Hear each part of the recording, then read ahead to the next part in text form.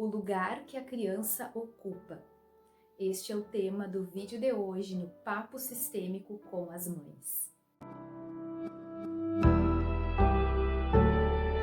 Todos nós pertencemos a um sistema familiar e o lugar que a criança ocupa nesse sistema é algo fundamental para que ela tenha uma vida mais tranquila, mais leve, para que não fique emaranhada em muitos conflitos por estar fora do seu lugar. Então existem algumas situações que nós, adultos, acabamos muitas vezes de forma inconsciente colocando essas crianças fora do seu lugar. E eu vou colocar algumas dessas situações aqui para vocês. Primeira situação que eu quero trazer. Quando nós, adultos, mesmo que de forma inconsciente, sutilmente, deixamos a criança no lugar que cuida do adulto. Como assim cuidar do adulto? As crianças, elas são por si só muito amorosas. Elas são muito amorosas. Então, muitas vezes, por exemplo, nós mamães estamos nos sentindo com alguma dor, né? Estamos dodói naquele dia. E aí a criança, ela sente, ela percebe e ela se coloca a nos cuidar. E a gente até muitas vezes acha bonitinho, tá querendo cuidar, né? Ou até busca isso no filho, esse colinho, esse aconchego. E aí a criança acaba saindo do seu lugar de filho. Crianças precisam brincar. Crianças não precisam se preocupar com adultos. Os adultos são adultos e eles dão conta de resolver os seus conflitos, de resolver as suas dores, as suas dinâmicas. Então, quando a criança ela se coloca nesse lugar, deixa que eu cuido de ti, mãe, fica aqui que eu, te ajudo, eu cuido de ti. O que a gente precisa fazer? Se colocar no lugar de grande, aqui eu sou a mãe, eu dou conta, se colocar, se percebendo assim, e olhar para a criança e dizer, tá tudo bem, a mãe vai ficar bem, a mãe é adulta, é grande, e vai ficar tudo bem, pode ir lá brincar, fica tranquilo, pode brincar. E aí a gente tira a criança, deixa a criança livre para ser criança. Essa é uma das situações. Vou trazer uma segunda situação.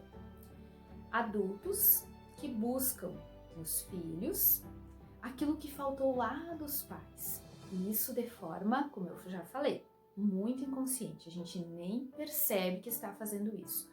E como que isso acontece?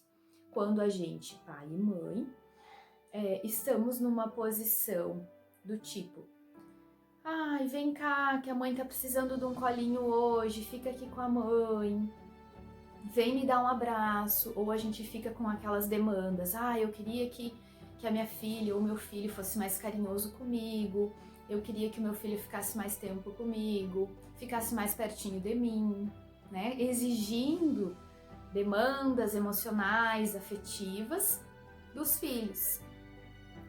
Cuidado! Porque essas demandas que nós muitas vezes buscamos nos filhos, nós não precisamos buscar nos filhos, nós precisamos buscar aonde? Lá atrás, lá nas nossas raízes, com os nossos pais. É do colinho do pai e da mãe que nós precisamos, e não do colinho do filho ou da filha.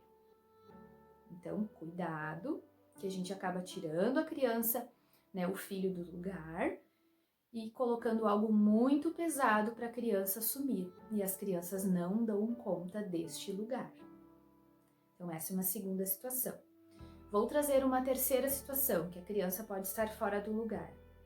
Em casos, por exemplo, que ocorreu algum aborto espontâneo ou provocado, uma gravidez que não se desenvolveu, e muitas vezes esse irmãozinho não é contado na família. Até para evitar a dor, evita-se falar da situação.